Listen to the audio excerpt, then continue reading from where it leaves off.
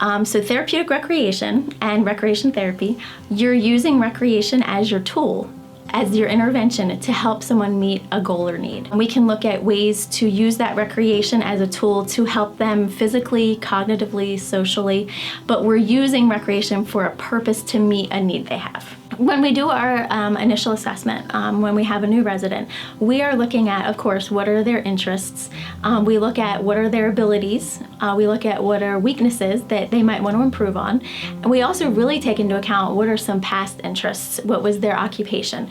All of those things we take into account and really look at how can we mold all of those together to come up with a plan for that person. So our ultimate goal would be to get someone to be independent, but a lot of residents, we do at least try to maintain the abilities they currently have. Everyone's still here. We have to find out how to reach them. So even if someone isn't responding every day on a regular, consistent basis, we have to use different tools to try to get in and get them to respond, even if it's just opening their eyes.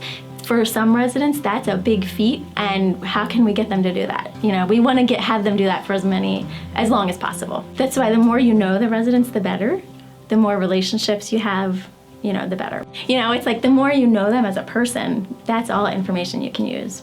When you get a response, especially somebody who may be lower functioning, when you're able to break through and get that response, it is so rewarding, so rewarding. And it's rewarding then to be able to document it and share it with other departments as well. Recreation is important. It's who you are, your identity, your relationships. If you imagine your life without your hobbies and things, think how boring, you know, and meaningless it would be. So we're able to, you know, continue giving people that meaning all the way through the lifespan, which is really, really important. So.